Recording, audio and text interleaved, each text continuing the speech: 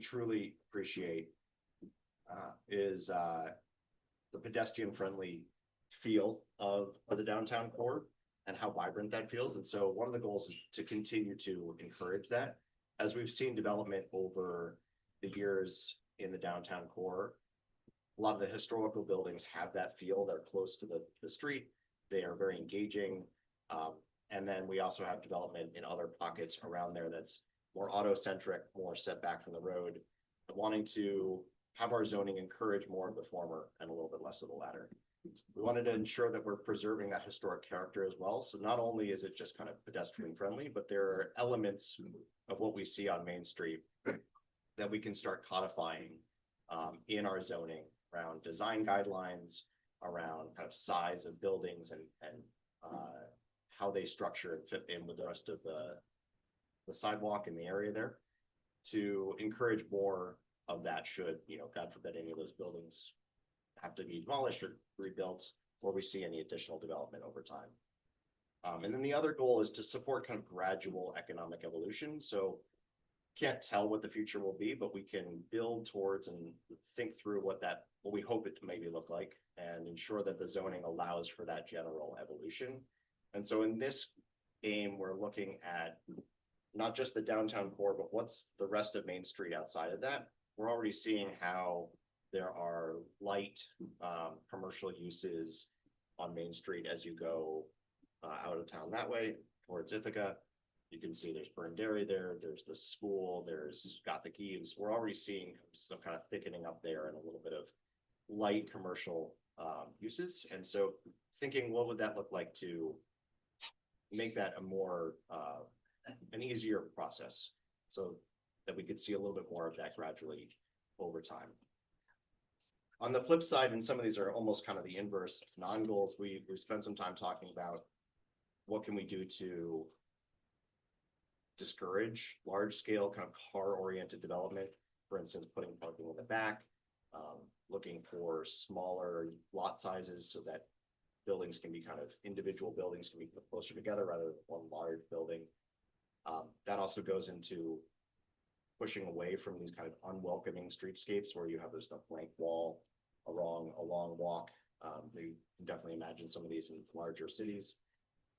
Working to encourage doors, windows into spaces, again, creating this kind of engagement with pedestrian friendliness as you're walking past buildings. And then in general, reducing kind of visual clutter and light pollution with signage and lighting and so forth. So these are some of the goals that we've been taking into this conversation. And I think we'll see as we have a draft for the community to review, that will come through in some of the changes we've made to the uses, to the dimensions and how we're requiring buildings to sit on the property, and as well as kind of modernized and updated versions of lighting and sign and parking regulation. I'll just end briefly with kind of an image to start people thinking a little bit about what we're talking about here. As I was talking about that downtown core, that's the red area. That's an existing zone that we already have. So we've been playing with improving and updating the regulations there to continue to increase that sense of that historic downtown core. And then the yellowy orange parts there is what the proposal we'll have is a new zone, which is a neighborhood mixed use. And that's kind of towards that evolution that I was talking about, that we have Main Street here. Typically, when you think about small villages the size of Trumansburg, you think about what that looks like on a Main Street. There is often that kind of infill of a little bit of commercial here, a house that's been turned into a physician's office, these sorts of uses. So allowing that more explicitly along Main Street while keeping it still that residential feel that much of Main Street has, especially as we kind of go out of the county on the side. So you'll see a map kind of like this, and this is with the start of the conversation back at this board of how do we like this? Does this feel right? Should we be making some changes here? Have we picked the right blend of uses we allow here? And these sorts of conversations will continue to move forward. That's all I have on that. Back to Liv. Excellent. Thank you, Ben. I would be remiss if I didn't also introduce Deputy Clerk Treasurer Jess Weber, who I thought was going to introduce herself when it got to her, but thanks, Jess. We'll take a few minutes now to chat about police. Joanna. Thank you. So the Trumansburg Police Department is committed to safety and community. So at this time, we do have Chief of Police Nelson, Deputy Chief, 2 full-time officers, a rotation of part-time officers, and a number of crossing guards, including additions of South Street and at Main Street for the farmers market. So I have been keeping statistics for the past 2 years of the same things that I report on a monthly basis. So from 2024 to 2025, there was an increase. They are calls here, and as Gordon said, they're not, the criminal investigations have kept pretty steady. It's mostly calls that include like property checks and perhaps safety traffic stops that have increased. So for police calls, criminal investigations remain consistent. Non-criminals have increased by 2,000. Property checks make up the majority. And as we get newer police, which we have this year, they are encouraged to drive through neighborhoods and just maintain a sense of safety within Trumansburg. So when people do ask for their properties to be checked, they do go out and check those properties. Traffic safety has also increased. And this just goes with the ongoing community concern that we have received about speeding in some of our smaller streets, and then perhaps the safety of children near the school, which is usually where you see police. So although our police are very nice in trying to discourage speeding and give people warnings, we do issue traffic tickets. At this time, it's about 56%. Recently, in speaking with Chief Nelson, there is a usual review every 5 years to receive reaccreditation for our police department. The Department of Criminal Justice has come in, reviewed documents that support our standards of administration, training, and operation. And so we have been reaccredited for another 5 years.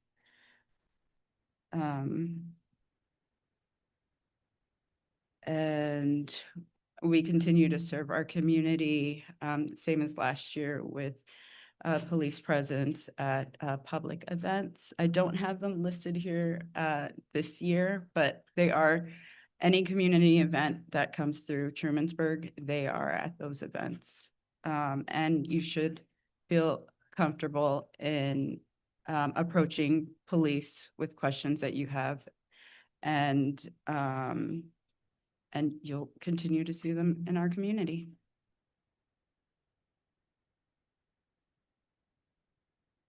That's all I have for police Good. Thank you. at this time. Thank you, Joanna. Just a reminder, everyone, help yourself to refreshments. That way I don't have to take them home. Ben Carver is going to talk to us a little bit about our electrical vehicle charging stations, which was one of the projects that we had taken on over the past, 7 or 8 years, completed in 2025, with 2 locations on village property, one at the Village Hall parking lot and one down at the farmer's market. So take it away, Ben. So I wasn't actually gonna give you the like full timeline because it is somewhat embarrassing. But so it goes. Sometimes the speed of government is what it is. Can you click through? So these are the locations. This is just the Village Hall and the farmer's market. At each location, there are 2 DC fast chargers. So if you have an EV, this will all be familiar terminology. If you don't, you can now get one and safely know that you have the infrastructure to charge it quickly. But essentially that just means an EV fast charger. Can you click through? That's the last one. So I do, since Rick is here in particular, I want to give a quick thank you to Rick and Roxanne Marino, who brought this to the village way back whenever that was. Some undisclosed amount of time ago. But we did install the chargers. I believe they went online in September. This is a new venture for us. This is kind of a new exploration. The town has had a level 2 charger for some time, but these are one of the only fast charger public infrastructure opportunities that are available, right? So if you're driving north to south between the lakes, this is sort of where you have to go. So this has been something that I've been very excited about for some time. And now that they are in, we don't have a full year's worth of data, but I wanted to give just a brief update. They are there, they are working. We have had 253 uses of them since September, which is fairly good. As you can imagine, as it gets colder and colder, people tend to wane a little bit, right? If you can charge at home, you're certainly doing that when it's cold. I think what I really wanted to highlight, in addition to these, I don't know if everyone can read these, but essentially you can see a broad usage. And if you can't read them, I'm not going to dig deep into the data right now, but I'm happy to share it and talk more later.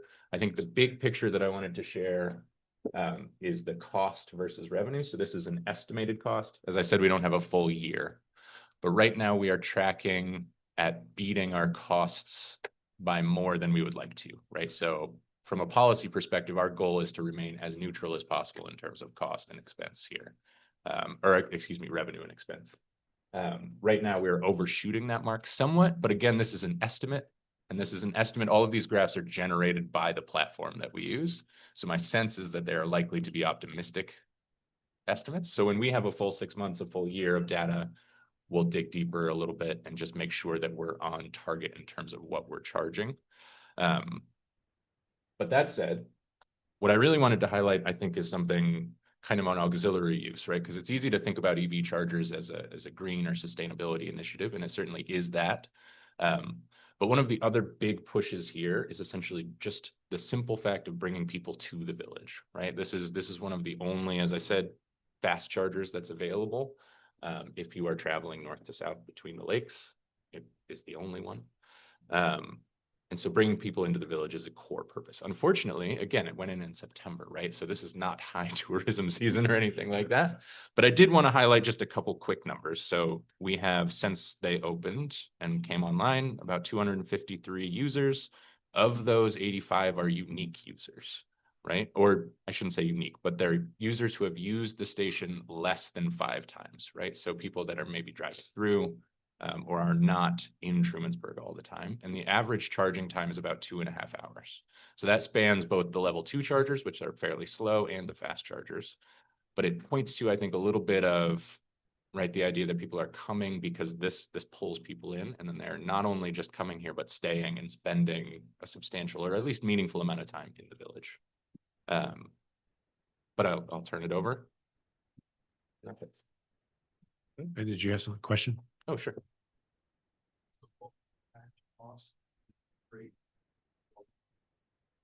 That is actually a very good cue. Thank you for that. So this is all grant funded.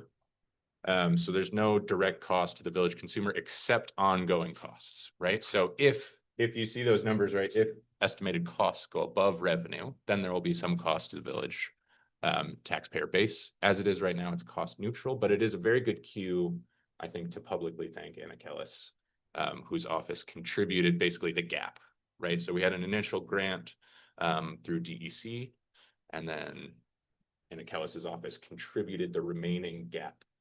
So it remains neutral. No, this was state and local money. combined. I would have to go back and look, actually. It's been some time since we paid these out. Jess, do you know off the top of your head? I want to say like 3. 80 Per. was the 90 per, Oh, okay, and then some, yep, right, and then plus Anna's money. yes, so like 200. So when Rick Darfler initially came to us, it was brought to our attention that there was a DEC zero emission vehicle grant available to municipalities that would cover most of the costs of implementation and installation. And that process was a lengthy one, and then DEC delayed the award, and then they made the award and then retracted the award. It was a fun moment with DEC, but effectively we got about $150,000 from DEC, which left, after all was said and done, and NICEAG's installation costs and so forth, left us about it was actually closer to $60,000 short. So Assemblymember Callis was able to secure member appropriation funding in their regular budget cycle for the village to make up the difference. So the cost to the village, which is always our goal when we're going after grant money, but we don't always hit that goal. The cost to the village was net zero for the installation.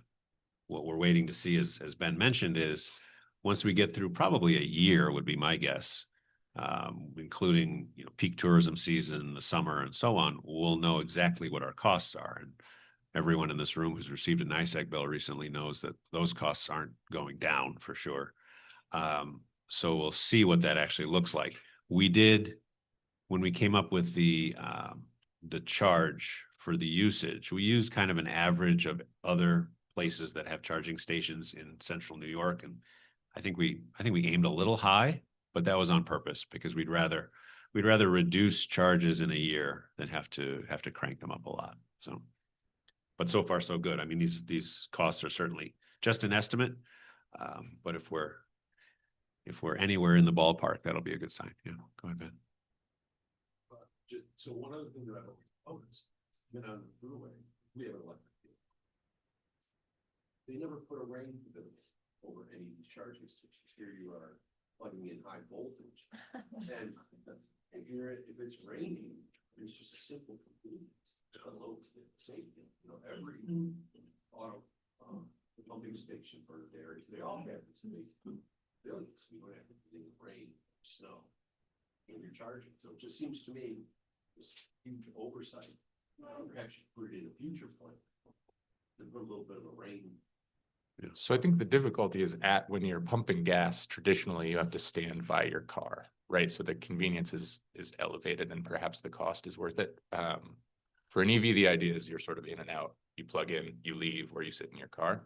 But honestly, I think Dusty can back me up on this, that, right, the idea of maintaining that level of infrastructure becomes just a substantial increase in overall cost is really the only reason that it's done this way, right? It becomes, these double as a parking spot for anyone else, right? Right now their impact on our infrastructure and maintenance costs is very, very minimal. And adding something like a permanent structure over them just makes it much more complex. Yes, sir. Does the service that you're working with register these on molecular areas maps, so forth, that people have for people to use? Okay. Yeah. I was just looking and it isn't showing up. There's one in Crescent Way that's showing up. What app do you use? Charge Finder pulled up. Okay. And so Oh. there's all the top of on Google. Checking. A couple of them have it, a couple of them don't. Right, I was gonna say, The touristy. Yeah, thank you. Thank you. Yeah, the ones I've checked, it was there, but I'll definitely double check because that is a core part of this. Great. Okay, I don't, off the top of my head, remember which slide is next. Is EMS next? Oh, joyful. This is Ben Carver and my, I don't know, I was about to say favorite soapbox. I don't know if it's our favorite soapbox. It's our most worn. Yeah, it's our most used. I'll give a brief recap. I think everyone in this room probably has heard this spiel before, but for those in person or online who maybe haven't heard it, it's always worth reminding us. It's my opinion, and there are very few political hills to die on, I think, these days. I think you can compromise on a lot of things, but this is one for me. Emergency services, specifically EMS, is healthcare.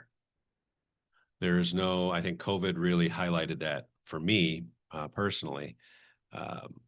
EMS is healthcare. And when we treat it as anything other than that, we end up in places that shortchange the service. If we think, as unfortunately Albany does still tend to think, that EMS is local emergency services that one can perhaps do without, you end up in a place where you're not necessarily willing to fund those services. If you understand, however, that it is frontline healthcare and that the very expensive ambulance is actually an emergency room, and that the paramedic level care that you receive is as good as the care that you're going to receive, at least initially, pre-surgery, then suddenly it starts to make sense when you look at statistics, which indicate that the greatest indicator of survivability of certain events is how quickly someone responds to you. And so we're fortunate here in this region, it's not just the village, to have a fantastic EMS department, fantastic staff. The downside to that is, as other areas struggle, we get called on to fill those voids.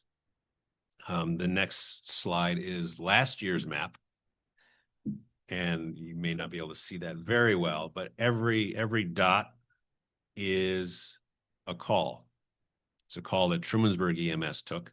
The black line, which again, you may not be able to see very well, the black line is our district. So that includes the village, which you can't see because it's too small on that map, as well as areas, the entire town of Ulysses, parts of the towns of Covert and Hector, where we have contracted with those municipalities to provide them ambulance service.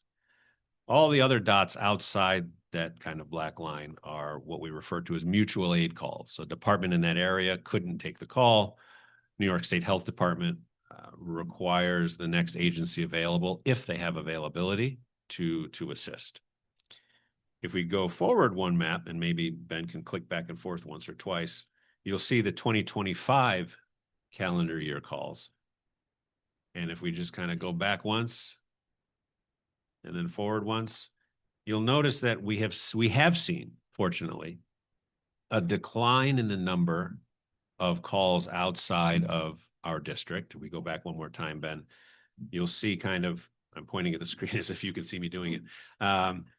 The east side of Seneca Lake and kind of south of us, outside the city of Ithaca, those calls declined. The number of times we had to take those calls in 2025 declined. That's due in large part to Schuyler County having a contracted ambulance service that has picked up a large number of their calls. We can go forward, Ben. And the recently, by recently I mean 2024, 2025 timeframe. It was late 24, 2025 was the full year. Tompkins County started what they're referring to as their Rapid Medical Response Program. Now, the RMR program in Tompkins County is an initiative of the Tompkins County Department of Emergency Response, where they staff EMTs. So this is not paramedic level response.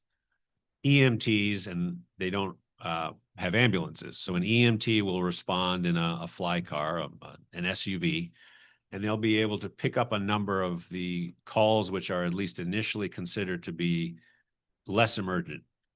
A paramedic is not needed on scene. It could be, though those calls can certainly change when the response occurs. It could be initially coded as a less emergent call, and it turns out to be something much more serious, in which case a paramedic and an ambulance would need to join that call. But what it does do is it frees up the paramedic agencies like Trumansburg to not have to respond to some of those less emergent calls. What you can't see from this map because of the way the dots overlap, is that the number of calls that Trumansburg has responded to in the city of Ithaca increased dramatically from 2024 to 2025 because of a number of reasons. But the strain still exists to our system. It's just not quite so spread out geographically. We still do take some mutual aid calls to our north, but you see that those are relatively fewer. This is the issue, right? This is the issue that will dramatically impact our region if for any reason Trumansburg EMS cannot continue, either due to staffing issues or, quite honestly, due to financial strain. Our EMS budget alone this year's touched $1.5 million for the first time. Our entire village budget outside of water and sewer is $3 million. So half of our budget funds EMS. And of course, we do obtain revenue from the towns that we contract with. So the village resident is not bearing all of that expense, but it is just very expensive to run an ambulance agency. If Trumansburg EMS were to ever not be present, there would be no other agency available between Cayuga and Seneca Lake to pick up these calls. They just don't exist. One of the reasons why we are responding to the city of Ithaca as often as we are is because of the same or similar types of strains that the industry is facing on Bang's ambulance. So where 15 years ago, the thought could have been presented, in fact, I think it was at one point, of potentially having Bang's ambulance take calls in our area because our expenses were getting very high, that option simply doesn't exist anymore. So one of the things I've been working on closely with Tompkins County is, does this RMR program have a future whereby it might expand its capacity? Does the RMR program, for instance, begin to hire paramedics or allow paramedics who are already on their staff but are not responding as paramedics, they're only responding as EMTs, do we allow them to use their full certifications and respond as paramedics during some of these calls? Does Tompkins County ever start thinking about buying ambulances? Do they want to become, my preference would be, a backup for the existing agencies? These are all conversations that are occurring. You may this year start to hear it more in the public sphere. I don't know that it's really kind of out there that the county is thinking about expanding this program. It is in some areas, but I don't know how much, in the public perception it currently exists. But you will begin to hear more about it, particularly as the county and the county legislature wrestles with a potential future cost. There are some folks on the legislature who aren't sure whether it should necessarily be entirely a county burden. New York State is starting to put pressure on counties to make it a county burden. So there'll be that tug of war in terms of policy and, of course, expenditure. For us here in the village, the key is, how do we sustain our department? How do we alleviate the strain on our department when they're responding out of district? The nightmare scenario for me is if we are responding to a call somewhere far afield, and then we get a call here at home that we can't respond to. That has not happened, fortunately. We do occasionally see multiple calls at a time, but we manage. But those are the things that we need to continue to keep a close eye on and address. It also speaks to, which I'll talk about more in a moment, it speaks to our infrastructure, not only staffing and department costs, but also facilities. Do we have adequate facilities for both our fire and EMS departments so that we can encourage volunteerism, we can encourage staffing? If a paramedic has a choice between working here and somewhere else, why would they choose here? If all things being equal. So facility costs are something that we are looking at addressing in 2026 as well.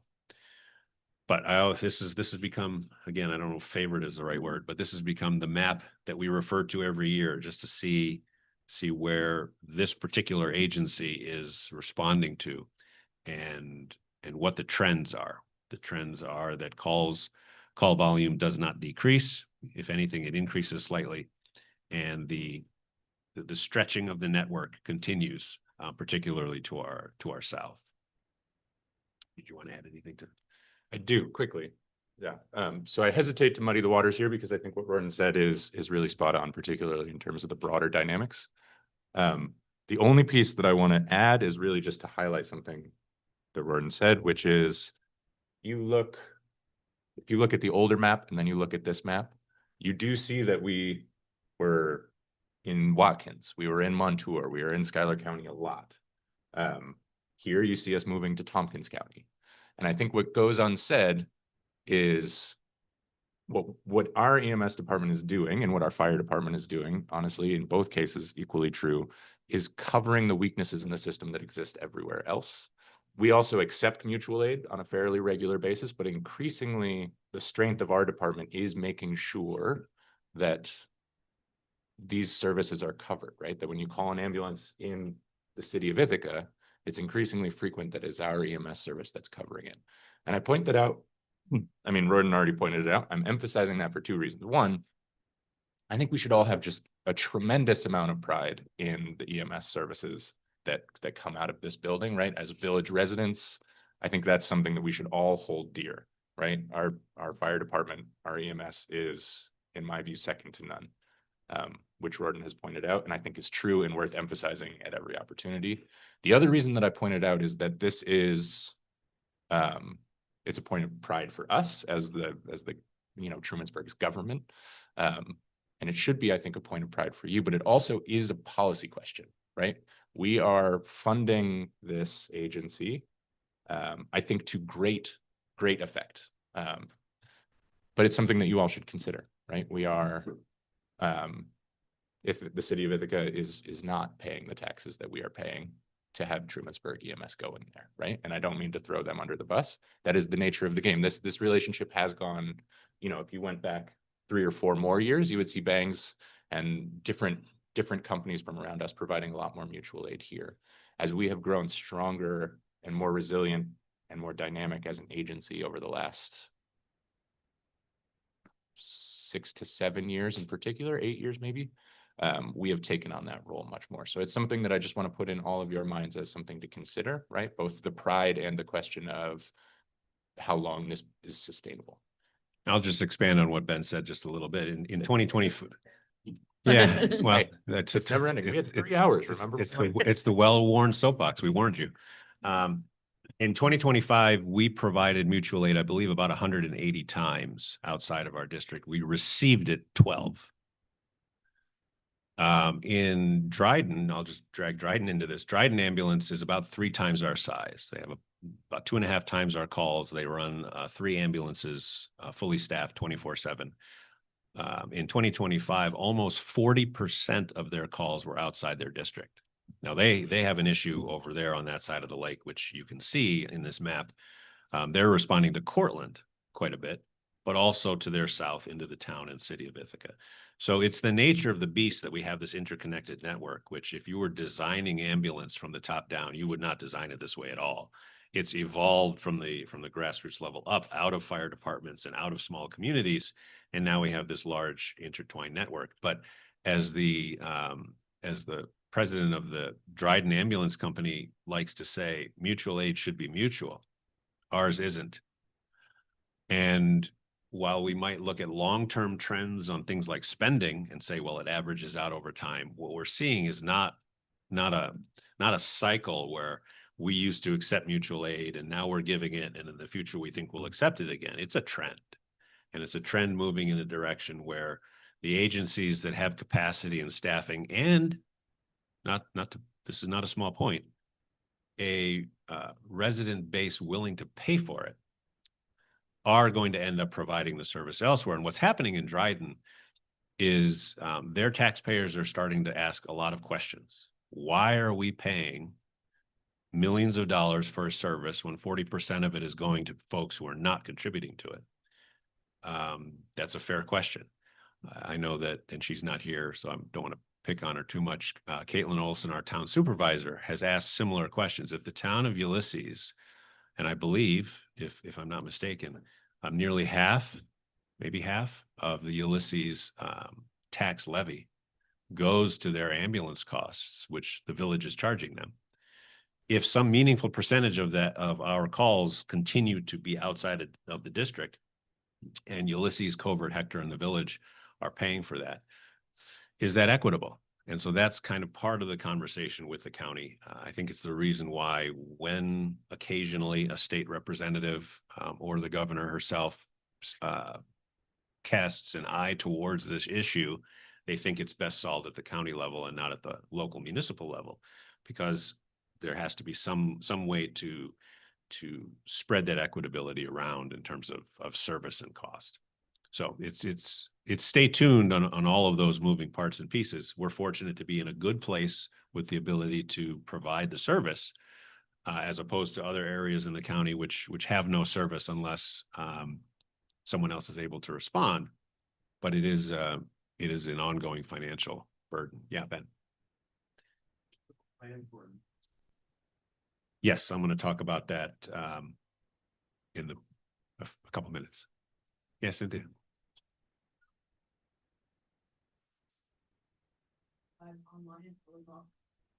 They are not. This slide presentation will be. Oh, that will be, okay. Yeah. And my other question, is, so last year, you asked us to contact the governor or suggested, and I did, about, I think it's, but now you're saying go to discussion.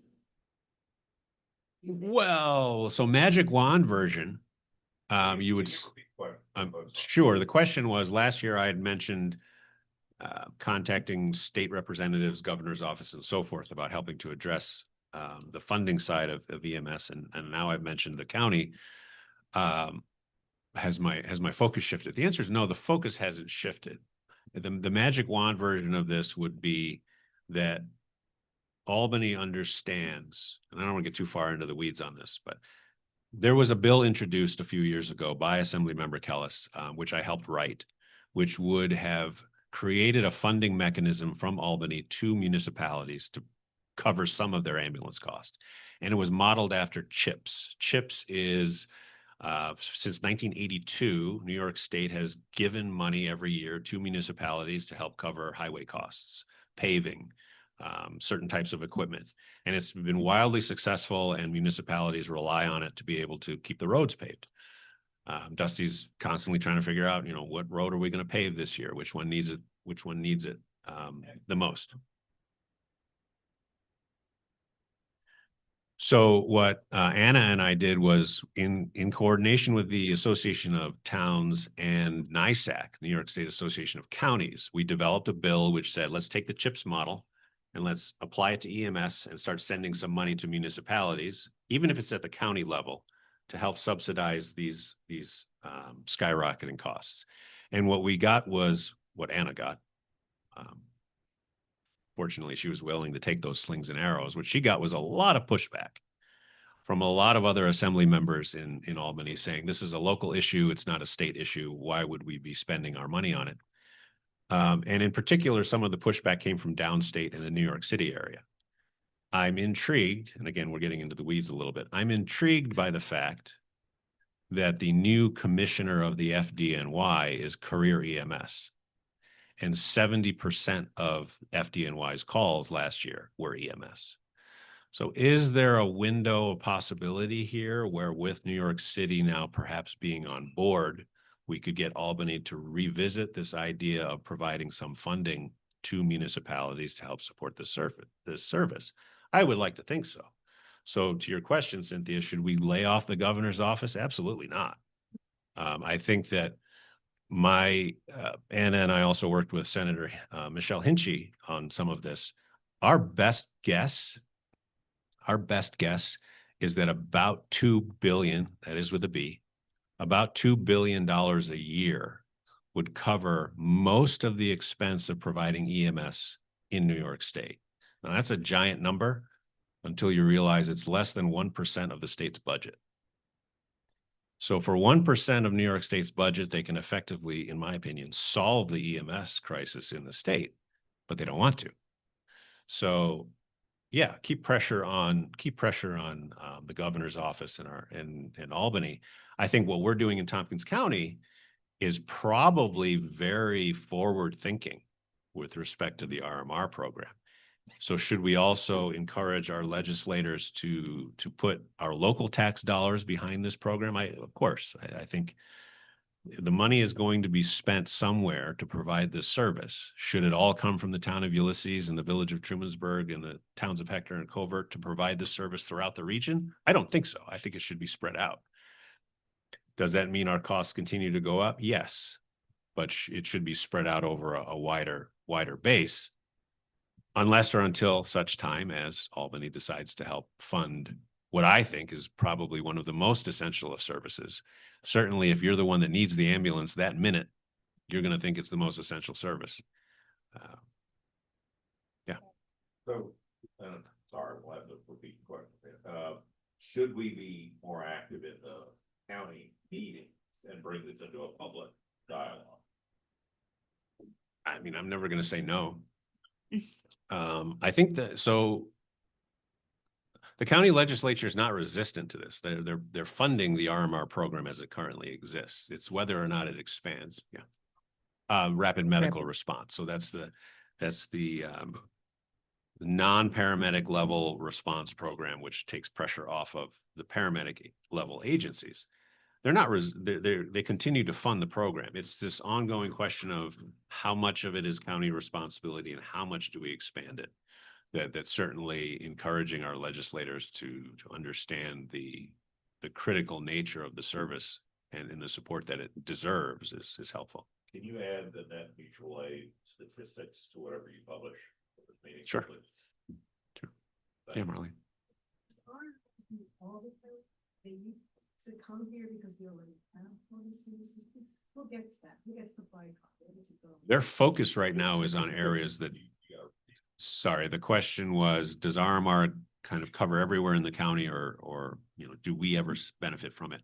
The answer is yes, they have jurisdiction for the entire county, but they're currently, there's 3 vehicles and they focus in areas where there are no agencies. And so the benefit to us, and this was an argument at the legislature last year with some folks, the benefit to us is that our agency doesn't have to respond over there. They've responded to our district a couple of times last year.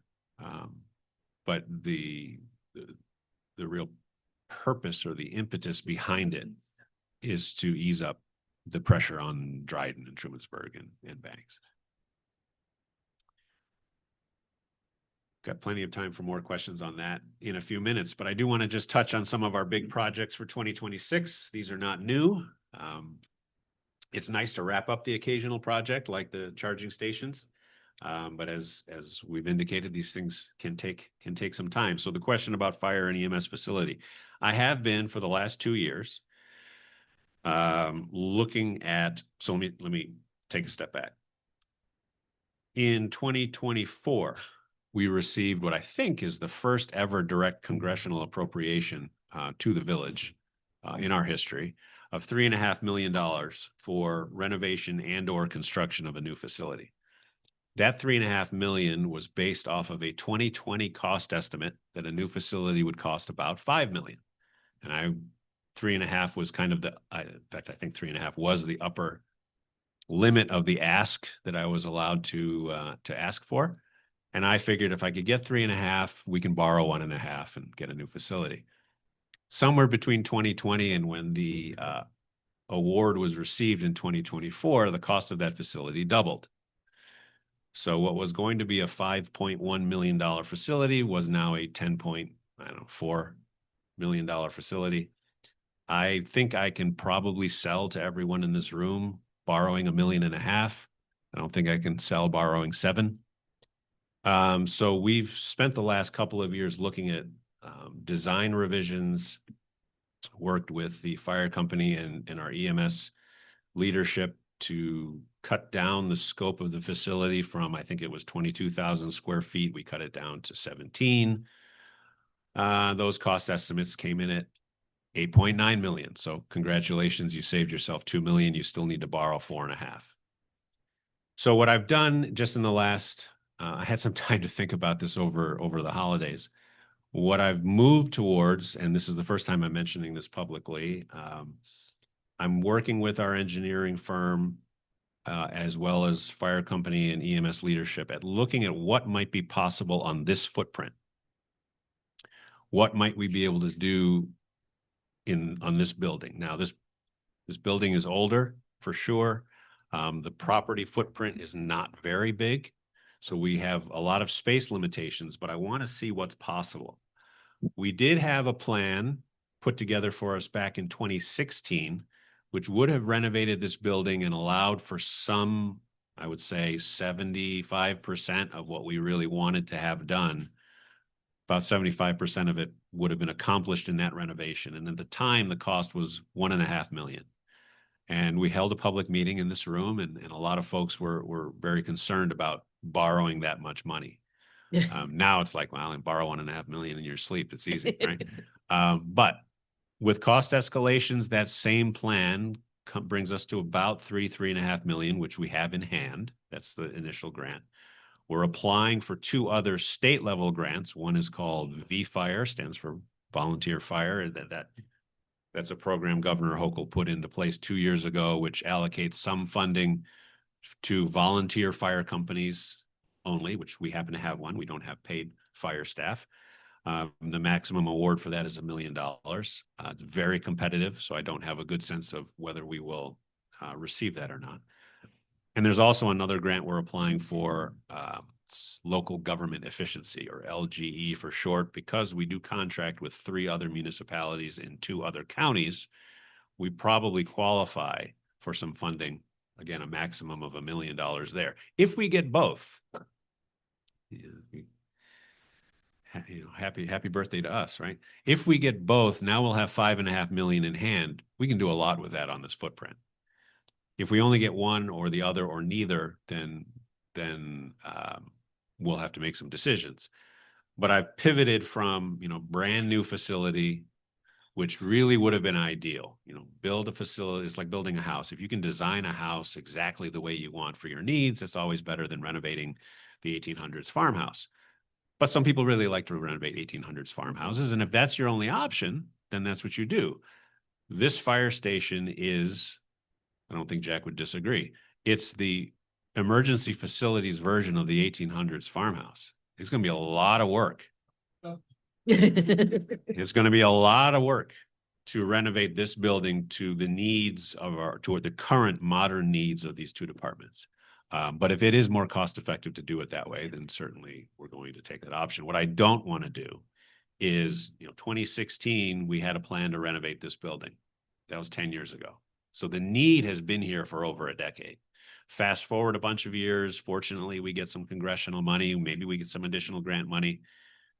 I don't want to be having the same I don't want someone else to be having the same conversation 10 years from now. We need to modernize these facilities and give our volunteer firefighters and our paid EMS staff the facilities and the infrastructure that they need. So stay tuned on that. My hope / plan is to have, I want to have something in place by this fall. I want to have, even if we can't go to bid this fall with a contractor, I want to have a plan in place in 2026 so that we can have construction start in 2027 at some point on whatever the plan ends up being. I don't want to let this linger very much longer. That's part of the planning. How do you work out of the building while it's under construction? It would have to be a phased construction project of some kind. West Main Street sidewalk is moving along. We are currently slated for construction in 2027. So if you've noticed some DOT vans up and down the street this past week doing some surveys, the early surveys and initial site work and engineering has begun. Part of the pre-work is making sure we have all of, I think the sidewalk is entirely within New York State's right of way, but if there may be the occasional, I don't think there are any, but if there were the need for some easements, we need to make sure all of that is done this year. A lot of this is coordinated through DOT, and their intention is to go out to bid this fall with construction of sidewalk, which will be on the other side of the street from the farmer's market to Seneca Road. And then they'll take a left on Seneca Road and connect to Compass. The intention is for that construction to begin in the spring of 27 with completion in the fall of 27. Unfortunately, at least in terms of timing, New York State is planning to come through and redo and repave 96 in the spring of 28. So we're going to have over a year of construction kind of in this corridor. But the end result will be full walkability from Compass to the doctor's office on Seneca Road, and then all the way down 96 to Farmers Market. And then, of course, that means you can effectively walk from Compass to the SureSave if you really want to get your steps in. Just a brief note on Camp Barton. I am not able to share some of the updates yet. We are expecting the Commissioner of Parks to potentially come to the area sometime in the next month or so to announce the name for the new state park. We have also, we meaning the Three Falls Local Development Corporation, which is a collaborative of, or a collaboration of the town of Ulysses, the village of Trumansburg, and the town of Covert. That entity is the manager, or will be the manager of that park. And we have, we're in the process of receiving a comprehensive strategic plan for the property. What is its best scope of use as a state park? We're not certainly trying to duplicate what Taganic does. The footprint is much smaller, but having that plan in hand will give us a sense of what direction we're going in terms of hosting events, what's available to the public, and so forth. We hope to have that report released this spring as well, possibly in conjunction with the big reveal of the name, whatever that might be. Exactly. So we'll have I'm sure we'll have a public meeting of some type once that information has been released.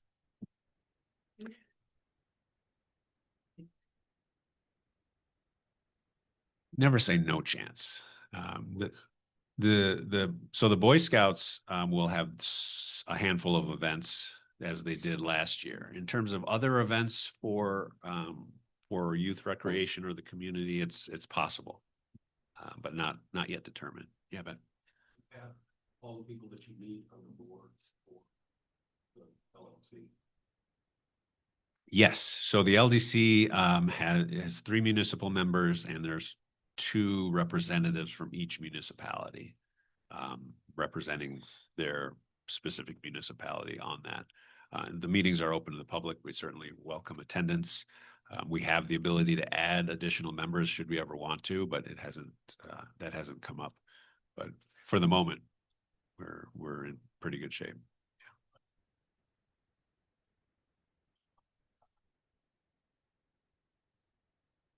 Yeah. Congratulations and condolences. Yes.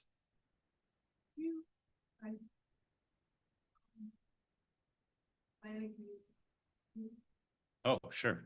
The question was, who are the board members of the LDC? So the LDC board members are myself and Ben Carver from Trumansburg, Supervisor Olson and Liz Weatherby from the Ulysses Town Board, and then Deb Notke and Catherine Sender from town of Covert. And then last kind of project item, because it's on everyone's mind when the snow thaws and when it rains hard, is stormwater management. It's something that we have put quite a bit of work into over the years, and it's been interesting to watch, or it's been interesting for me to observe kind of what the engineering actually ended up showing, which is that we have 3, and you can go ahead. We have kind of 3, and it'll be very hard for you to see on this map, but it'll be online when we upload this presentation. We have kind of 3 distinct stormwater problem areas in the village. And topographically, the village of Trumansburg is kind of in a side hill, but inside that side hill, you have these significant elevation changes. And depending on what the event happens to be, whether it's large rain like we had last May, or if it's spring thaw, you'll tend to see different issues in different places. So what we have heard for many, many years is from the southern end of the village in the Larchmont Tamarack area, that they have significant drainage issues. We brought this, we discussed this in a public meeting a couple of years ago. Their issues are very different from other parts of the village. So for instance, Larchmont Tamarack will start in the south end. That area has always been swampy, for lack of a better term. And so when those homes were built over the course of 25 or 30 years, drainage was moved from the house that was being built into the vacant lot next door, and so on. And so the swampiness has never gone away, and the problems that come with that, and kind of anytime you build, which is perfectly fine, anytime you build one at a time, you're going to have different issues than if you had some type of a master plan from the start when building a larger community. Skipping to the kind of the north end of the village, again, difficult to see on the map, we have very different issues. It's not swampy. What you have is significant runoff from the north. So if you go to Seneca Road and stand on the south side of Seneca Road and look towards Covert, you'll notice that those hills are higher. That runoff comes directly towards the village and infiltrates a lot of the backyards along Seneca Road, Bradley Street, and so on. So it's a matter more of directing the water flow. How do we efficiently direct water flow away from some of these problem areas? They just, I don't know, field, it's 10 years. Raining. Well, sure. But it topographically, the way, when you tile and drain something, it's flowing downhill. So we're downhill of that, which. Right. So unfortunately, we don't have any jurisdiction north of Seneca Road to alleviate that. So we are the recipient of that flow at whatever speed it comes our way. And so that area of the village will have a different solution to its drainage issues than, say, Larchmont and Tamarack. And then in the middle, which you can't see, but got a lot of certainly folks who live there if they didn't know they had drainage issues before, they learned last May. We have the Camp Street, South Street school area, which drains towards the sewer plant on Lake Street. And when you had a significant rain event like we did in May, you had overground flow, underground flow, and so on. The solutions in that area will be very different than in either of the other two areas. The primary problem with all of this is probably 75% of what needs to be done to really resolve drainage issues in these three areas will need to be done on private property. Village of Trumansburg cannot spend taxpayer dollars on private property infrastructure, ever, period. So we have to come up with creative solutions around easements. Do we need to have some areas possibly deeded over to the village to put in retention ponds? We can upsize culverts in certain areas to allow for better flow when it comes from another area, but that's still going to only have so much impact if the actual stormwater damage is occurring in backyards and so forth. So we continue to, and I don't recall off the top of my head, Ben might, we're going to have this map is part of a comprehensive stormwater management plan, which our engineering firm intends to have to us Hopefully by the end of the month. hopefully by the end of the month. And that will allow for us to say, okay, here's these three distinct areas. Here's the proposed solutions in these areas. Here's how much it costs. And now if it's in the millions, we go looking for grant money. If it's in the tens of thousands, we can do some, year over year. So I wanted to address this because it is the one thing, I think even over and above the other projects, which are kind of larger in scope and cost, it is the one thing that we hear the most about from residents when damage is done. I mean, if your driveway gets heaved by water flow, that's an immediate concern. And we hear about it, and there are only so many things we can do, but there are some things we can do.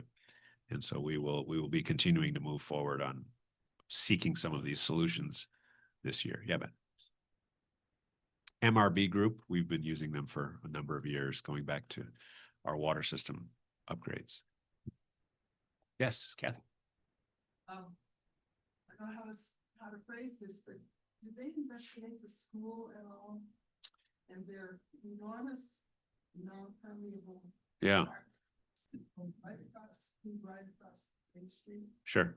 We do know what impact, it's part of this study. We do know what the impact is that the school has on area drainage. The school actually, part of the referendum that fortunately passed last fall, part of the school's capital project is renovation. I wouldn't say an overhaul, but it's a renovation of their drainage system.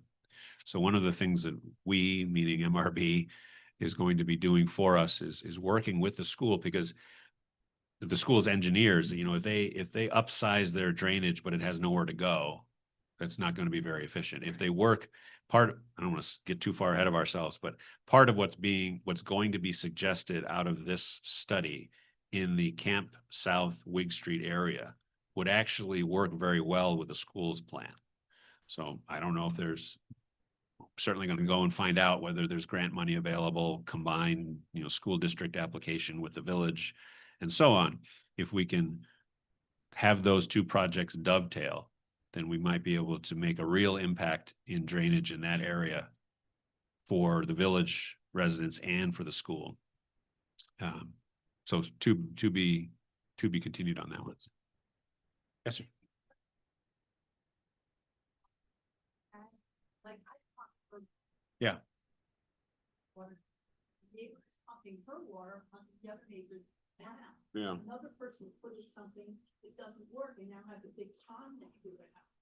Like, it's not only my property is just a problem, but where's the water gonna go? Right. Like, how do we sort through that? Just.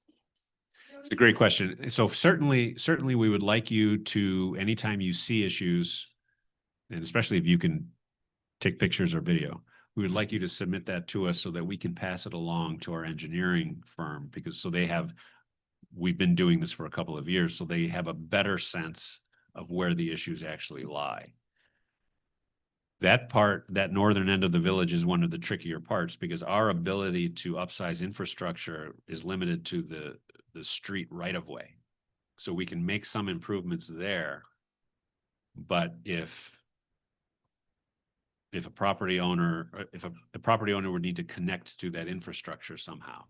So the best, at this time, at least, the best we can do is make the infrastructure available for the property owner to utilize. Similar situation actually down on Larchmont and Tamarack. If drainage was installed a certain way during construction 20 years ago, the village can't correct that on the private property, but we can make culverts and stormwater drains available in the right of way, but there's still going to be the need for the property owner to connect to that, which is not inexpensive.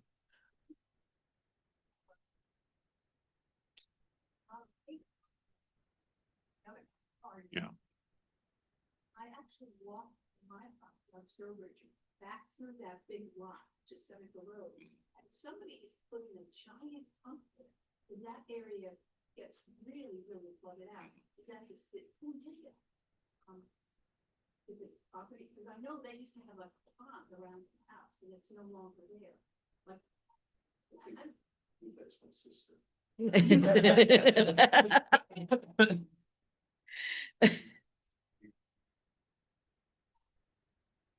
The far side, the covert side instead of drains to it. So what you could do, there's one catch basin, so you can pump it up, and put it in that catch basin that's under the road. And helps drain that. Exactly, it's perfect. But yeah, she did what she felt she had at her house without coordination. It's just a long-standing problem that all narrows down to a really tiny outlet. She put in that big pump. It's a big pump. It's in the right. Yeah. Yes, sir, in the back. Yeah, how far along are we in these projects, percentage wise, plus minus? How much more is there to do? You go back to the slide. Well, stormwater is in the master plan stage. So we'll have this comprehensive plan with maps and says, these are your 3 sections. Here are the problems in those sections, and here's how we, the engineering firm, recommend you address them. So that, Work done a couple months ago. Yeah. Is that it finished? Will there be more there, or is it to be determined? the Congress Street piece is finished. Unfortunately, I think whether it was the Congress Street piece or the Prospect and Seneca Road Street piece a couple of years ago, we had received some grant funding to do some of that work. So we were still kind of piecemealing. I don't want to call them Band-Aids because it did address some significant issues, but it was more of a piecemealing at specific sites rather than some type of a top-down approach to address larger issues in an area. We didn't really understand because this type of stormwater plan had never been done before in the village. It's very helpful, at least for me. I find it very helpful conceptually to understand that now there's 3 distinct areas that are doing 3 different things, and kind of the behavior in those areas of the water as it flows is unique and is addressed differently than the next place. So not having ever had that type of study done before, we were playing, we're playing whack-a-mole with problems. Now I think we'll have a better sense of it. Now, in terms of time frame to some future where all of the recommendations from this plan are implemented, I mean, we're 10%. I think having the plan is 10% of that. Fire and EMS facility. Dream scenario, we get both of these grants and we have construction occurring in 2027. So I don't know what kind of a percentage I would want to put on that. Either way, I want to be doing something in 2027. So I would say we're a third of the way along. Sidewalk, we're more than halfway. I mean, they're doing surveying. It's really a machine that's on its track, and effectively couldn't be stopped at this point. DOT's involved. The timeline's been built out. We know that construction will start in spring of 27. So we're more than halfway along. Camp Barton, we're about 80% along, just waiting on that name. And then I say 80% of the way, meaning that last 20%, and this may not actually initially make sense, but the last 20% might take the longest. There's the planning that goes into the organization. There's the state acquiring the property. There's the state approving a bunch of things. There's the state picking a name. And then there's the creation of this strategic plan for the property. The last 20% is, okay, if we have parking lots in this area and that area, who's paying for it? Build a parking lot fairly quickly, but it's not inexpensive. Programming, what types of activities are going to occur, that could be spread out over 3 to 5 years. But it really, in my mind, accounts for the last 20% of the project. Can I make a plug for more community feedback, since I see people online and you folks here? If you do have stormwater moments that you've recognized in your yard, please mail them in to the clerk at trumansburg-ny.gov. We've received upwards of 50 responses already from the board requests, but it's ongoing, so don't hesitate. You can drop by written comments. You can come in and verbally give me comments, and I will write them down for you and make sure they get to the board and the engineer. Yeah, just to say one more bit about that. When we worked with checked in with our engineering firm early, end of last month around this, they continuously referred to, oh, well, we saw this issue over here from all of the community feedback that we've gotten. And I'm pushing them to, as we start thinking through all these projects, how are we ranking these? How are we thinking about a priority list? And I think I would love to see some of the known issues as one of the variables we're thinking about of where the priority comes in. If we know that we've seen a lot of community issues in a certain area, maybe that bumps up the priority just a bit for one of these projects versus another. So definitely, please do keep sending those reports in. And with that, we will open up just general Q&A. If anyone has any questions related to anything that this board has any purview over, please don't hesitate to ask.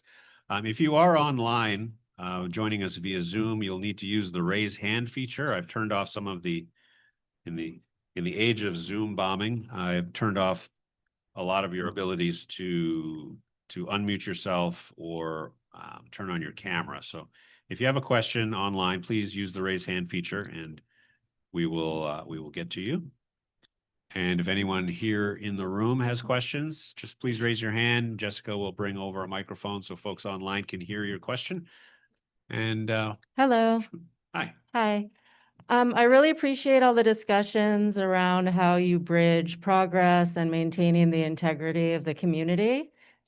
And I have concerns around why that wasn't considered with installing the flock cameras and utilizing more community feedback and potentially using a more community-based surveillance system.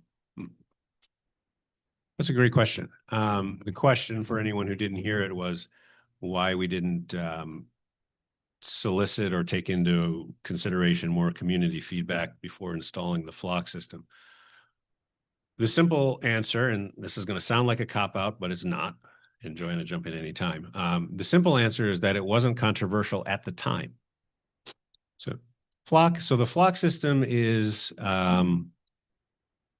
it's effectively a license plate reading system that has also the ability to capture vehicle information. It had been used widely for a number of years, and there was some New York State grant money available that basically made it free to install to local municipalities. We became aware of it, or Chief Nelson became aware of it when Tompkins County and the city of Ithaca signed up for it. So it was zero expense to the village to install. And again, at the time, there was no controversy surrounding it. License plate readers, just for everyone who's aware, license plate readers have been almost ubiquitously used on police vehicles since about 2011. So 15 years in, license plate readers are in widespread use. Every police department, as far as I know, every police department in New York State uses them. So the flock technology came along where you could install stationary cameras instead of having the cameras on police vehicles. You could install stationary cameras on state roads, which would capture vehicle and license plate information as vehicles drive by. They're also used all over although the thruway, just as an aside, thruway cameras do have facial recognition technology. The flock cameras do not. So it was made available to Teaburg PD. It was Chief, and I don't want to put words in anyone's mouth. It was believed, Chief Nelson believed that it could potentially be a useful tool to the village, particularly in the case of stolen vehicles, missing persons, and the like. The ability of the agency with jurisdiction of the flock camera to control the information that's captured was attractive. Chief Nelson believes that I think he still believes that if the village did not control the flock cameras on 96, that they would be installed by either the sheriff's department or state police, and then we wouldn't have any access or control to how that information is retained. Specifically to the village, Chief only utilizes the license plate reading itself and vehicle make and model information. That information is retained for only 30 days and it's not shared outside of Tompkins County.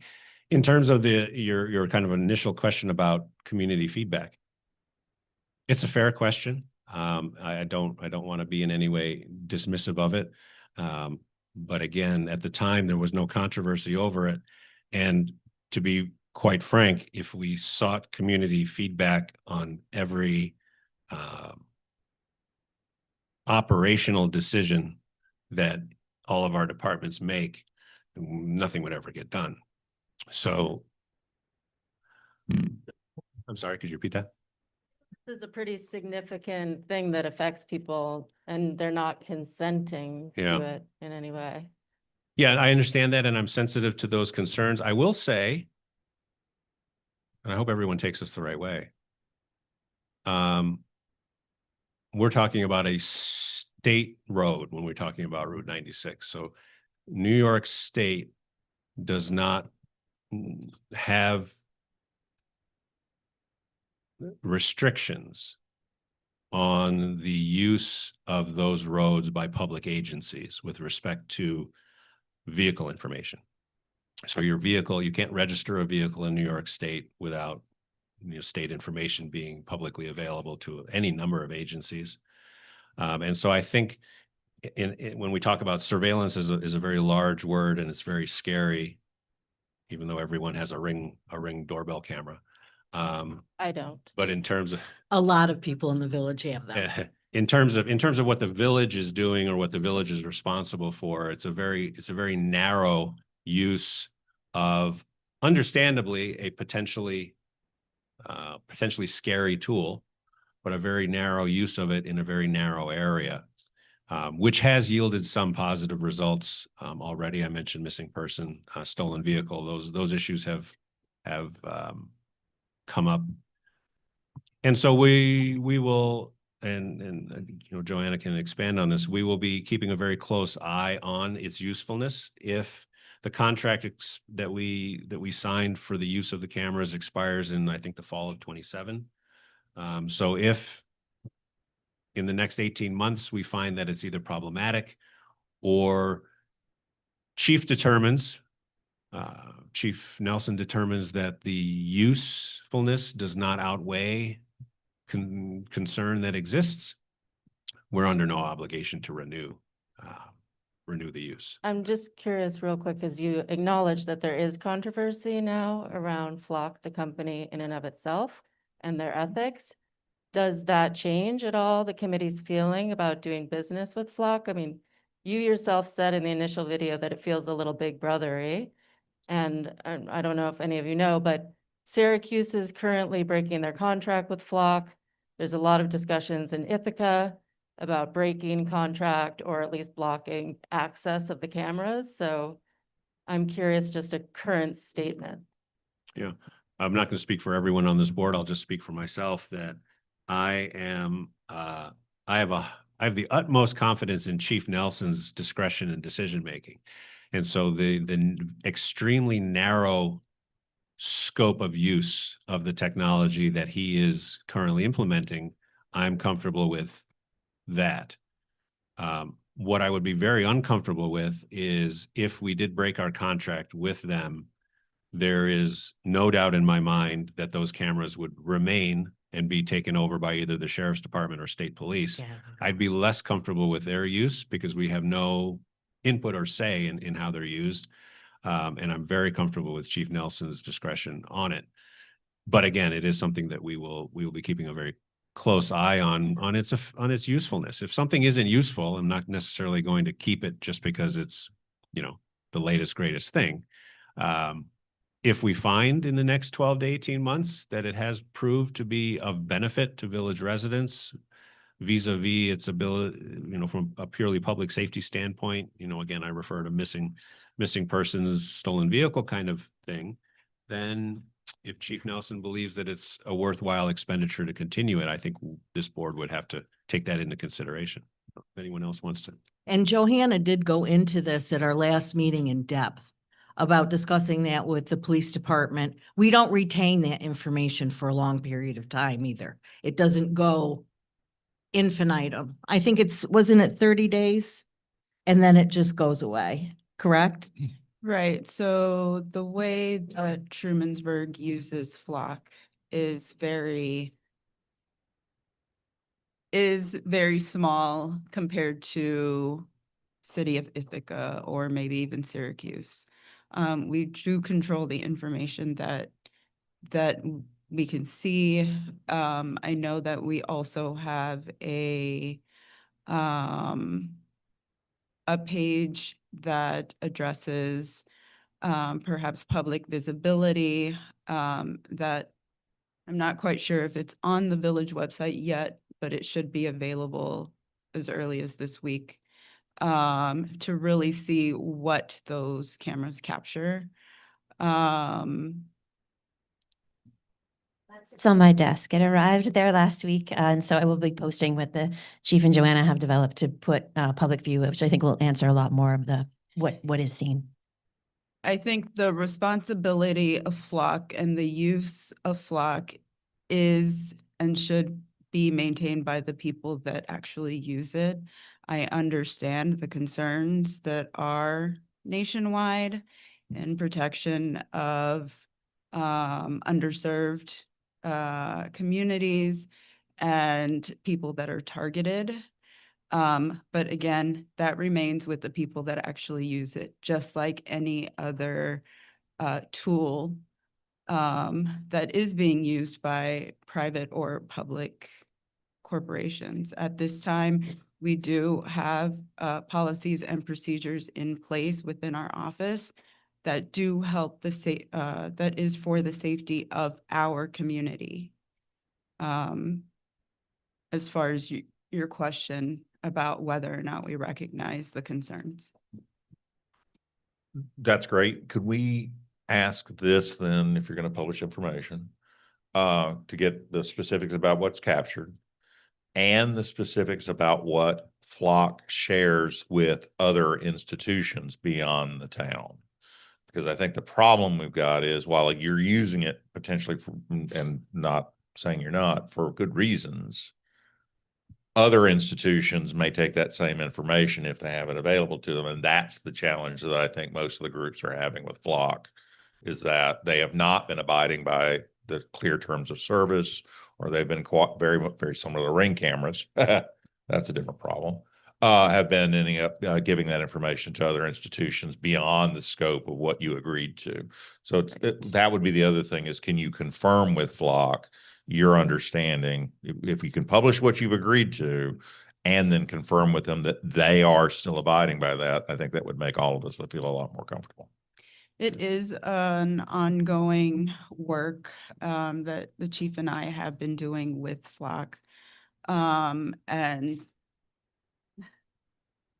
Ben has stepped in to help as well with some of those questions that maybe that there still are. So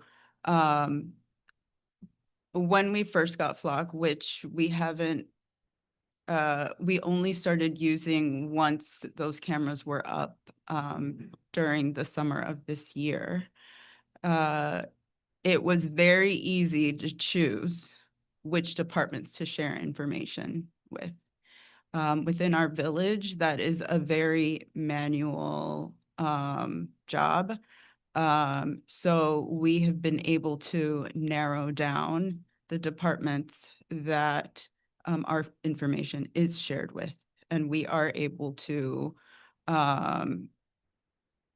narrow that down, and I think we narrowed it down. Sure. That would be great. I'm gonna throw the website that will be posted. I'm gonna put it up on the screen so we can all look at what that'll look like. We have been able to determine which departments share our concerns and agree to certain right. So at the bottom, I don't know if everybody can see this, organized granted access to Trumansburg Village PD data, and everything on there is within Tompkins County. So the information shared is within Tompkins County. Now, New York State Crime Analysis Center Network. So that is a New York State organization. They take all sorts of data from every accredited police department within New York State, and share statistics and other data analysis with those departments as well. I'll just add and keep this up, Ben. This is helpful. I'll just add that. And again, I don't want it to sound like I'm in any way belittling any concerns. But I will say that I've observed over many, many years that when there are concerns over anything, could be the use of a piece of equipment, it could be a housing development, it could be anything that comes to the public consciousness. It's helpful to have real information, real facts, real data. when we're determining the level of severity or concern that is appropriate. I have received emails from folks who are concerned about the village's use of these cameras. I've also seen a lot of erroneous information in some of those emails in terms of what we're doing. So this page is helpful once we understand that the only information that's captured is vehicle type, license plates, which, by the way, that is all public information. DMV has it. And then it'll be useful, I think, for folks who are concerned to look at this from time to time.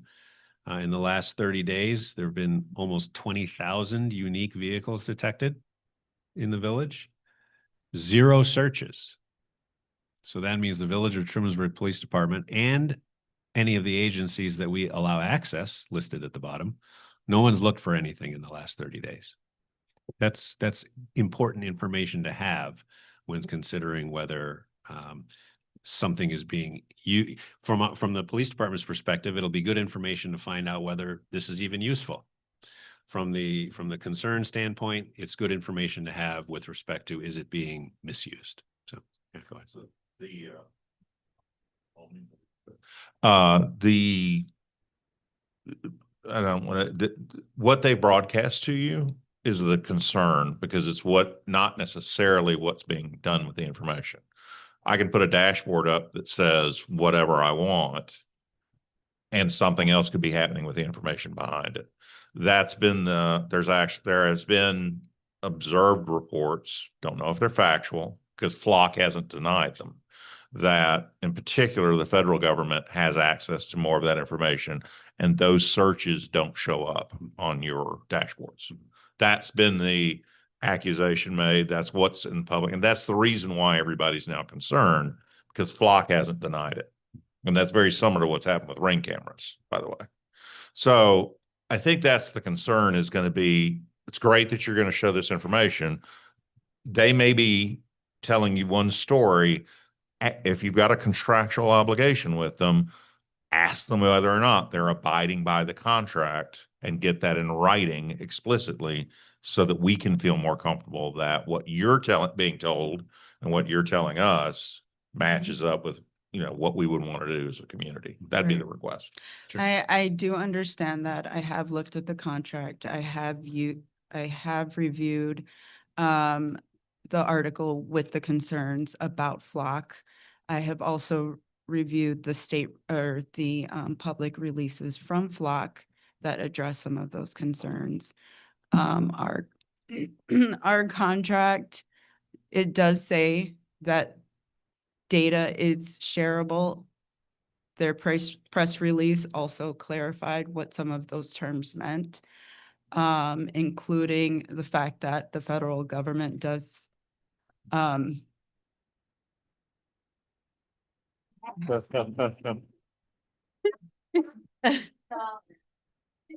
want to state this correctly.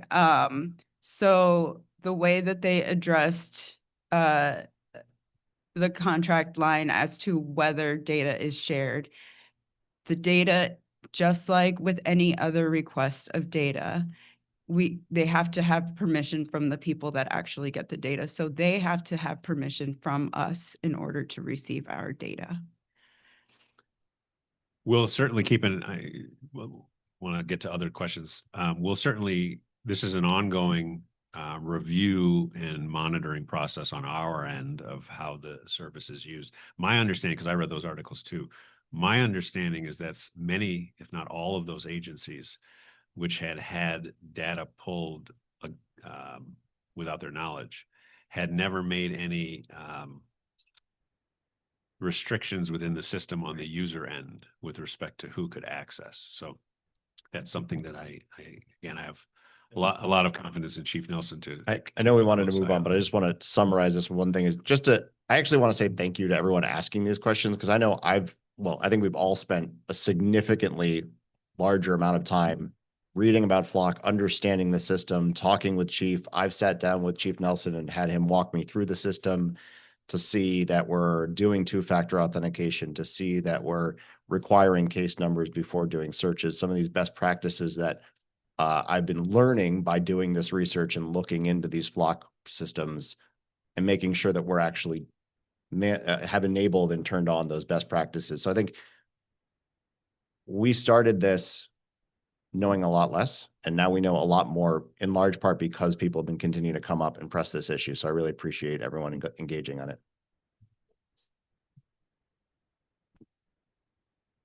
Hi.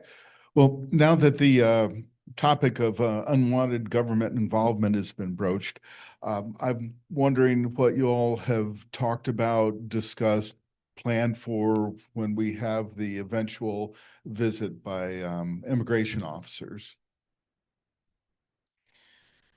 Yes. So it has not been a board level discussion. As you well know, Tom, I have always let department heads run their department.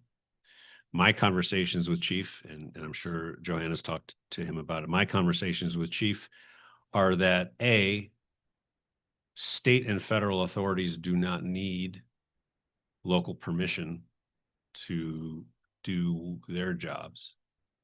Nor, this was news to me, nor do they often notify local agencies. So it's Chief's position, as he's articulated it to me, that he does not expect to be informed, except perhaps at the last minute, if you say when, I say if something like that were to occur within village limits, nor is it his intent to seek to assist in any way once he finds out that is, if he were to find out that were to occur. But I don't know if you've had specific conversations with him. Other than having the same stance as Tompkins County, which is not to assist. Not to assist. You know, local law enforcement agencies, just for point of clarification, local law enforcement agencies are not required to assist state or federal agencies in the execution of their duties. And again, nor are they often notified. That's certainly not a requirement of the state or federal agency. Not sure if that entirely answered your question, Tom, but that's what we've got. So just, I was at a Village of Interlaken meeting in January. They were talking about surveillance. I don't know if they were talking about flocks specifically, but there was an annual like $600 software upgrade requirement. But the federal government would pay the $600 if you let them monitor your income, your information stream. And they said $600. So I don't know whether you were presented with that, but I'm just saying that that's one way that the surveillance network has been expanded. We have not been presented with that offer that we could easily refuse. Would. Yes, and would. Getting away from surveillance for the next couple of minutes. Early on in the presentation about the second phase of the planning zoning process, those all sound like great planning concepts. And I would just add, and I know you've considered it before or talked about it, historic districts, at least for the Main Street corridor, I think there's a lot of misunderstanding in people think if there's an historic district, you're not going to be able to, change your windows or paint your house, whatever color. That's not true unless there's a local ordinance that specifically states that. But there are a lot of positives to having one in that there are state and federal tax incentives that can help defray the cost of rehabbing properties. So I know it's probably not something you're excited about adding to your plate, but in the past, Cornell has offered through their preservation program students to help set those up. And I know decades ago, some work was done to do that in the village. I don't know if they're still doing that or not, but I think it's something worth looking into and perhaps at least pursuing for Main Street and perhaps additionally in the residential neighborhoods. That's one thing. My next thing is speeding, which is a huge pet peeve of mine. I live on Congress Street and it's a cut through street and there are a lot of chronic offenders, I'll say. And in my observation, don't live in the village. They cut through and short of me screaming at them or shooting them the stink eye, Um, addition of stop signs, speed humps. I know DPW is groaning as they're hearing this, but I think there really need to be some more concrete, tangible, maybe material additions to the mitigation efforts, because it's only getting worse. I lived on Congress Street in the 80s. I was away for a quarter of a century, and I'm back. There's a lot more traffic, and it's a lot faster now. Yeah. That's my 2 cents. Thank you for that. Yeah. Other comments or questions? I can respond just briefly to the speeding thing. On the stop signs is actually something we've looked into quite a bit. And the problem with stop signs, it's actually, I don't know if it's specifically legal, it's certainly strongly discouraged to use for speeding improvements. The issue is that people still have that lead foot. And so they brake immediately, accelerate immediately, brake immediately, and actually ends up being more risky than letting them kind of continue through. But that doesn't mean this isn't something we're looking at. So we've got a pilot program that we want to execute in the spring now. We attempted to do in the fall on Halsey Street to try and see if we can mitigate some speeding that we've seen there. The benefit of that street in particular is we have a lot of speed camera data there, so we can see kind of a before and after. So we're hoping to have that up with between signage and visual changes to see if we can improve the conditions there. If that's beneficial, then that's something we're looking at doing that on a modest budget. And if it's beneficial, it's something we could easily roll out to more streets. So that is something we're continuing to push there.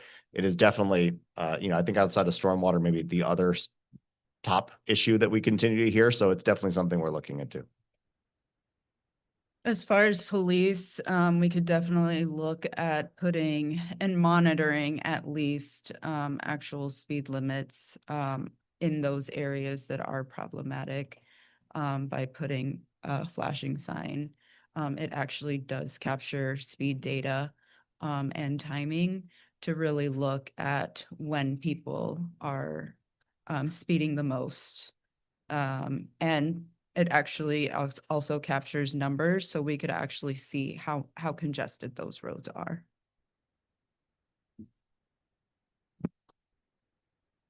Hi, I'm glad you brought that up because I had forgotten. I think I was told that this is a state issue, not a local issue, but similarly on Main Street near the library, when I go to pick up my kid from aftercare, especially when it's dark and cross that road, people are flying. And I genuinely believe they don't see us, which is part of the issue.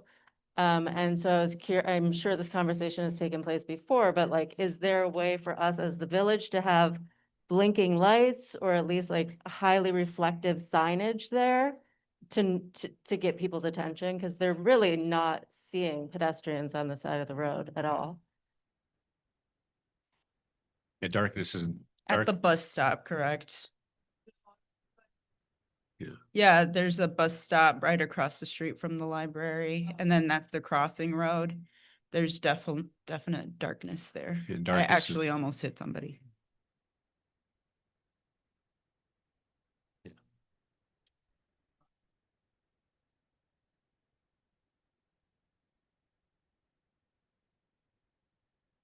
Yeah, it's our ongoing, Some people are just rude. it's our on, I mean, I don't know how you can mitigate that either, because I've seen people just fly by even when people were in the crosswalk, so. it's So our make sure. ongoing mission to someday, maybe, have New York State DOT allow us to lower speed limits through the heart of the village. But as we've mentioned before, when Keith Hannon was on the board, he spent quite a bit of time attempting to communicate with DOT on that issue. And he finally got a formal response, which was not the response we were hoping for. And I'll never forget the language.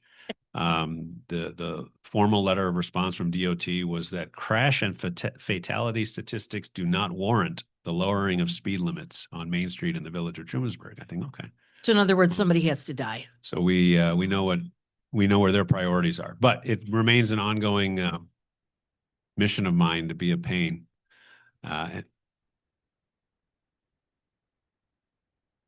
That would all be, unfortunately, Main Street signage and flashing lights would be All- for DOT to install. Broadly speaking, though, when it comes to whether it's speeding or just general traffic enforcement, really the only answer is police officers. And that's unfortunately the most expensive of all possible options, staffing. You need to have New York State, speaking of surveillance, for all of the surveillance that is allowable, issuing tickets by camera is not.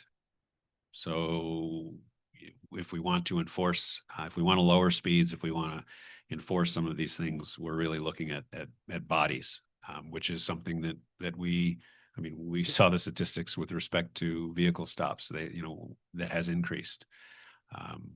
But so we do what we can, with what we have in terms of staffing. Because that one moment or that half hour when the after-school kids get picked up, because there's school, is that possible to have a crossing guard at that time?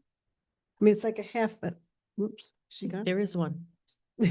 Is it like a half hour worth of, how long is the pickup time when you're picking up the kids from after school?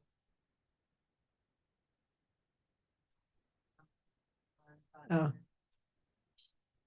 Right, Yeah. no, yeah, I know it, but they're they're going across the street. So I thought if it was a small amount of time. It's all good.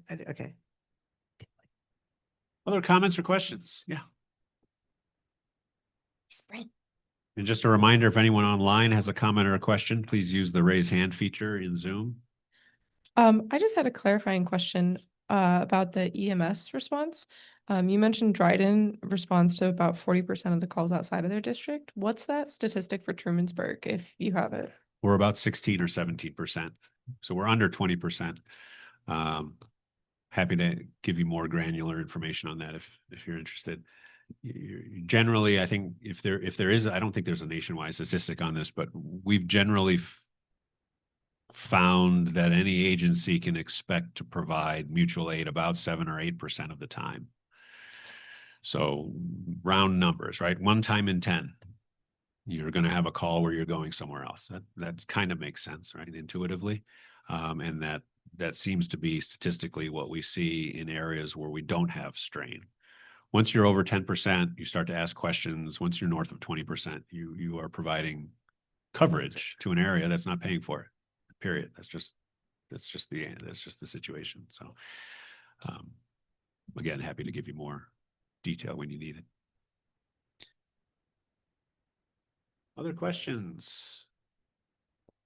Burning my phone. Thank you. Thank you. First of all, I want to compliment the board and the mayor. I think they're an excellent group at overseeing the village.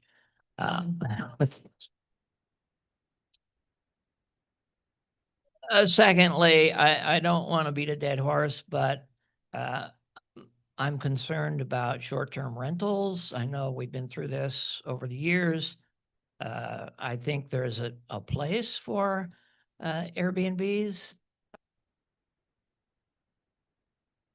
Places not all over the village. Chief concern is that unless I'm wrong, there's no regulation on them currently. And my biggest fear is just equity companies buying houses and turning them into permanent Airbnbs. So what can be done about that? Do we need regulation? Should Airbnbs at least be inspected? This is up in the air, but I believe that there are houses in the village, no better than I, that are just permanent Airbnbs. And that is a neighborhood killer and a school child killer. So could you just respond to that? Yeah, I'll let Ben chime in on the kind of the regulatory aspect. 2 things immediately come to mind. One is Tompkins County, effective this year. Tompkins County is requiring registration of Airbnbs at the county level. I believe they would be subject to fire inspection and code enforcement at that point. Schuyler County's been doing it for a while, and it's fairly I wouldn't say it's very restrictive, but it's fairly comprehensive. You need to have, you need to have signs like you do in a hotel where you show what the egress route is in the case of fire and so on. So Tompkins County is taking the lead on kind of the monitoring of that. Anecdotally, I will just say, my observation from a number of different places and sources is that we've actually seen a significant downturn in kind of the Airbnb glamour, for lack of a better word. I mean, a lot of things go through a boom and bust cycle, right? And everybody thinks it's easy, so they do it. And so there was a period of time, I would say immediately post-pandemic, summer of 21, 22, when I know of folks in and around the village who would get, $250 a night for a bedroom in the back kind of thing. I've seen that go away. Now that doesn't speak to the whole house phenomenon. Certainly if you own a 5-bedroom house on Seneca Lake with a view of the sunset, those folks, and you and I know some of them, those folks are getting, $12,000 a week, right? But the economics of Airbnb isn't what it used to be just 2 or 3 years ago on kind of the anybody can do it way. So I think we're already seeing some of the cyclical nature of that. It is a hospitality industry at the end of the day. Do you really want to be a host to strangers? I mean, that's a question that I think a lot of people are answering with a no, now that they've tried it. But the broader question is still one we're observing with respect to, is it an open question. Is it a prevailing problem here in the village with respect to single family homes? We, I think, are largely going to wait and see what kind of data Tompkins County gathers now that they're enforcing registration of those properties. And I think the reason why we haven't really had a long discussion on it is because it really hasn't been a problem here. Like there's been no residents coming to us saying, hey, I've got this Airbnb next door and the people are rowdy and they're leaving trash and they aren't parking appropriately. We've had none of that. And like to Rorden's note, I think a lot of people that thought it was a great idea post-pandemic are finding out it's a lot of work, it's a lot of money, and it's not worth it. So we've seen a lot of drop in those as well. So. And again, this is largely anecdotal, but to Marcia's point, I'm aware of about 4 or 5, not all in the village, but I'm aware of 4 or 5 properties that were used as Airbnbs that have sold in the last 6 months because those folks decided they didn't want to do it anymore. The purchasers in all of those cases that I'm thinking of in specific, the purchasers all purchased the property for their own use. So the economics, particularly, not to, again, we found a lot of weeds to walk through today, but with mortgage rates around 6 to 7%, depending on where you go, the economics of Airbnb really isn't there unless you've got that sunset view on Seneca Lake. Yeah, I don't have much to add, just to say that the wait and see is exactly the approach we're taking. The CPZR committee continues to keep this under our purview and keep an eye on it. As I mentioned earlier, we did spend some time thinking through regulations, ended up kind of shelving those, and it turns out that the county regulations are nearly identical to what we were kind of proposing at one point. And so at this point, it really comes down to watching those numbers. There is a world where a handful of Airbnbs help strengthen some of that hospitality network here, brings in some additional tourism, is a general positive for the village. And there's a point at which that becomes too much and falls over a cliff in somewhere. So we're trying to find, how do we find those that data, and how do we keep an eye on it? And I'm really glad to see that the county has stepped in. So we now will have very good, clear, accurate data that we can keep an eye on. I couldn't tell you exactly where those breakpoints are, but a handful of Airbnbs in the village, probably not a big deal. Many tens of them, probably too many. So we'll have to kind of just keeping an eye on it as that data comes in.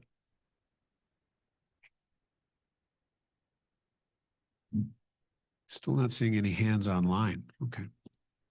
What else? Anything? We've got time. Yeah, Maureen.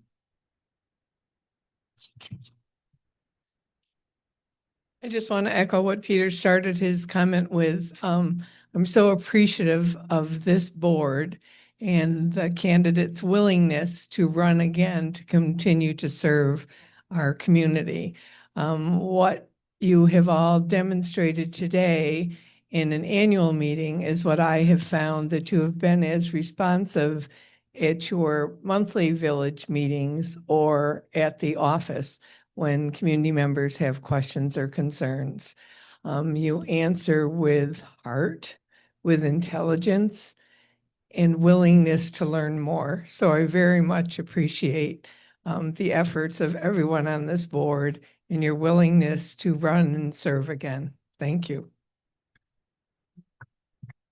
They all Yes, voted thank you, that you can guys. never move away, just so you know. Yeah. Yes, thanks, Maria. And just a reminder, we do meet the second Monday of every month at 7 PM at the Village Hall. If anyone is ever Inclined. inclined. And there is a village election March 18th. 18th. Thank you. Yes. We're in the Which is a middle of Wednesday, not a establishing our Tuesday. budget. This is the most Yes, important this is time of budget the year, season.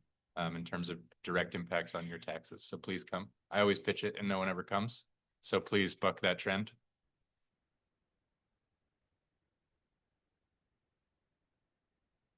Well, if there are no other comments or Can I questions.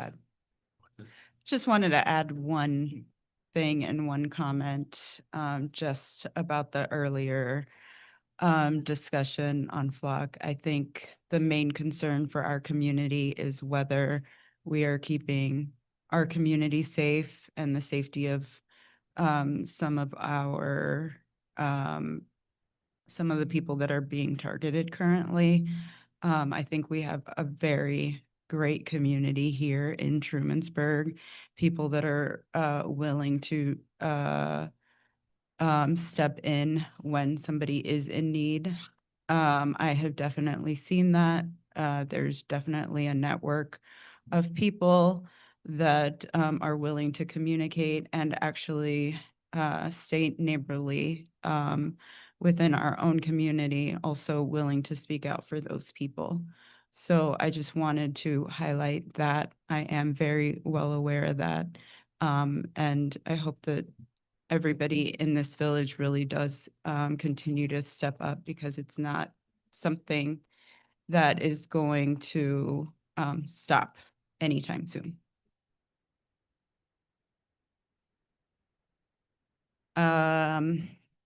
There's Remind it's me. on it was in the newsletter, so I can recap that, Marlene, if you want. It's a First Presbyterian Church community forum, so it's not a village event, but it is happening in the village on Tuesday. It was on so that you can look at their website. It's in the village newsletter, which you can all sign up for on the online. A woman is coming, Mary Dudley Dolan, to speak about keeping immigrants safe in your community. 7 o'clock. Thank you. Thank you. If there are no last comments, I'm speaking slowly. There's actually one in the back sneaking in under the wire.